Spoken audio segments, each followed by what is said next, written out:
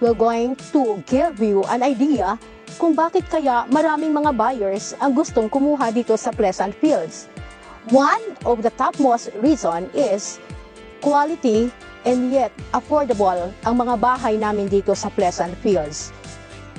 At Pleasant Fields, you can experience a top-notch craftsmanship without compromising your budget. Aside sa quality ng mga bahay natin dito sa Pleasant Fields, another reason kung bakit na-in-love yung ating mga home buyer is because of the low DP. So low equity, low down payment.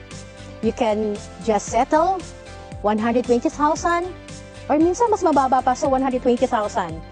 Makaka-move in ka na sa dream home mo. Saan ka pa? Dito ka na sa Pleasant Fields. Now, yung 120,000, pwede siyang installment. You can pay it in installment or you can pay it in cash. Pag cash, meron pang additional 15,000 discount. So, wala ka nang hahanapin. Sa halagang 100,000, makakalipat ka na sa bahay mo. Now, we're going to check if it's really a top-notch craftsmanship. Okay? So, as you can see po, makikita po natin na ang mga bahay po dito ay gawa po sa mga poste wherein marami po tayong mga bakal. So, this is the foundation laying of a unit here in Pleasant Fields. Bawat corner po, meron po talaga silang poste po so that napakatibay po ng bahay natin.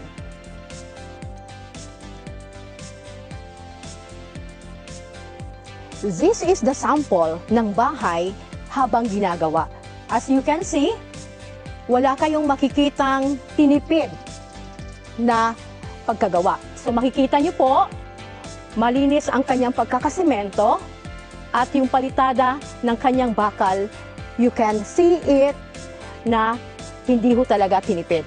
Ito pong mga bahay pala dito sa Pleasant Fields ay pinag-isipan ng maayos po ng ating developer. So dito ho sa Pilipinas, wala na ho kayong makikitang kagaya ng paggawa ho dito sa Pleasant Fields, kung saan hindi ho masasayang ang pera nyo at ang iyong bahay po ay maaari pa hong maibigay natin sa ating mga mahal na mga anak. Okay po, so natapos na ho natin, nakaikot na ho tayo. Nakita natin kung paano po nilalagyan ng poste ang mga bahay dito sa Pleasant Fields, kung paano po sinisemento at nilalagyan ng roof. Ngayon po, ito na po yung pinakahihintay natin. So, ano po ang finished product? Ito na po ang finished product ng ating maayos na pagkagawa ng bahay. Actually, ito po ay hindi ho ito model house, but this is the actual turnover na po. So, waiting na lang po ang ating lucky homeowner para ho makuha na ho niya ang kanyang dream home po. So, wala na ho tayong makikita. As you can see po, napaka-ganda ng kalidad ng bahay dito sa Pleasant Fields. Probably you are also excited na makita po ang ating loob ng Lincoln unit. So, sa labas lang ho muna tayo ngayon. Now, samahan niyo po ako para ho makita natin ano ho ba ang loob ng Lincoln unit at ano po ba talaga po bang quality po ang bahay natin.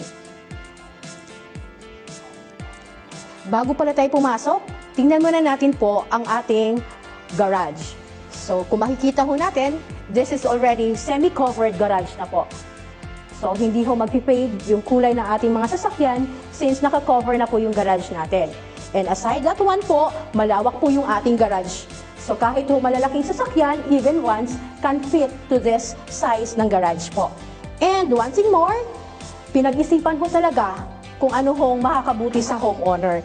So, meron ho tayong water line here. And meron din ho tayong electric here. So, kung may mga sasakyan ho tayo, madali na lang ho natin i-car wash. Hindi na ho kailangan magpa-car wash sa labas. At isang tip din ho yun.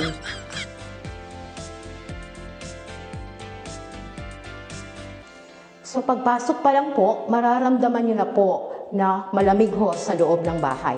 So, that's also another way na ma-check natin kung maganda po ba ang pagkagawa ng bahay. So, it is properly ventilated kasi malaki ho yung area and meron ho tayong mga bintana malalaking bintana ho, and also, meron ho tayo, this is made of UPVC po. So, when we say UPVC, hindi ho pumapasok yung init sa loob ng bahay. And aside that one, meron din ho tayong nakascreen na ho tayo. So, ang gagawin na lang ho natin is lilipatan na lang ho natin at magdadala na lang ho tayo ng gamit natin. Okay, now, dito naman tayo sa kitchen. So, as you can see, the kitchen countertop is made up of quartz. So, titingnan nyo po, quartz ho ito, and dito rin po, and also, pati po sa CR natin, it is made up of quality quartz po. Kaya, wala ho kayo makikitang townhouse dito sa Pilipinas na may ganong quality po. And aside that one, meron din ho tayong undermount sink dito po sa kitchen, at the same time sa CR din po. So that means that this, if you have this quality sa bahay natin, it will last longer compared with the ordinary one po. Okay, so now, panik naman ho tayo sa taas. So as you can see po, ito po yung ating staircase. So, another thing na pinag-isipan na naman po ng maayos ito. Pwede ho tayong may kasalubong ho. Hindi ho tayo kagaya ng iba na isahan lang ho and then hihintayin mo na makapanik bago ho bumaba yung isa po. So kahit ho magkasalubong, is po pwede hong pumanhik at bumaba dito sa staircase. So, another one also, ito po yung turnover natin na staircase. Hindi pa ho ito naka-tiles. But since meron po kaming promo, sana po maka-avail kayo para ho libre na ho yung ating vinyl with installation po hanggang second floor po. So bakit po dinesign na ganito po yung ating staircase? Para po convenient ho sa homeowner. Pagdating galing work po, hindi na ho kailangan dumaan pa ng living room para ho makapanhik sa bahay. Lalo na ho yung mga working natin at mga estudyante, pagod na ho. So kapag dating sa bahay, nasa parkingan, nagmamadali na pumanhik ho sa bedroom para makapagpahinga po. So ito po yung reason kung bakit nandito po yung staircase. At the same time, kung papasok naman ho tayo ng work natin, mas madali na lang din ho lumabas kasi nandito ilang steps lang po, nandito na po yung ating pintuan. So upon landing on the second floor, makikita niyo muna dito yung ating open space. So, this is an open space and meron tayong CR or restroom and the 3 bedrooms. But we're going to check first, meron tayong nakikitang electric here. So, kung titingnan natin, hindi na kailangan maglagay dito.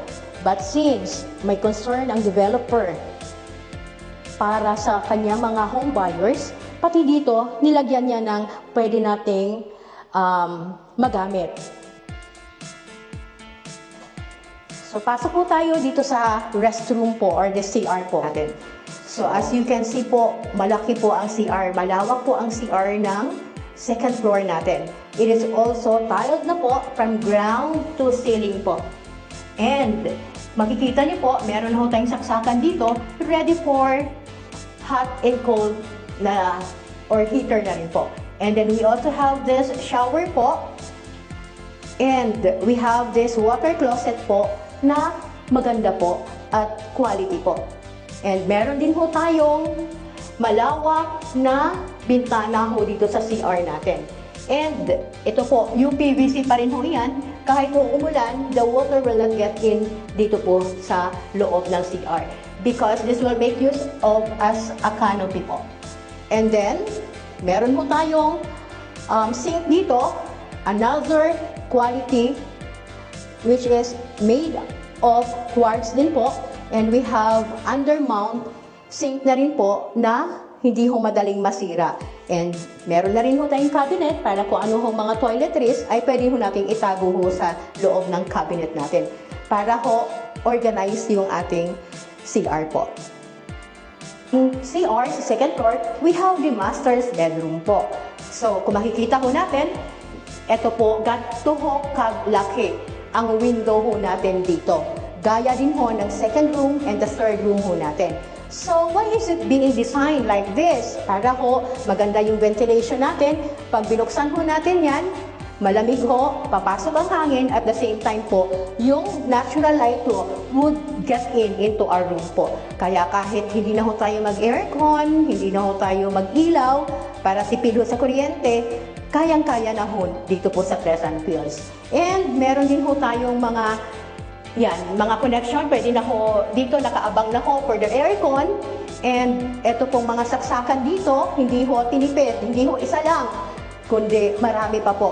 So we also have here, yan.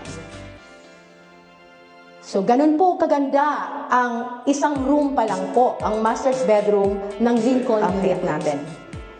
Whether you are a first-time home buyer or want to have an upgrade of your property, this is the best option that we can offer.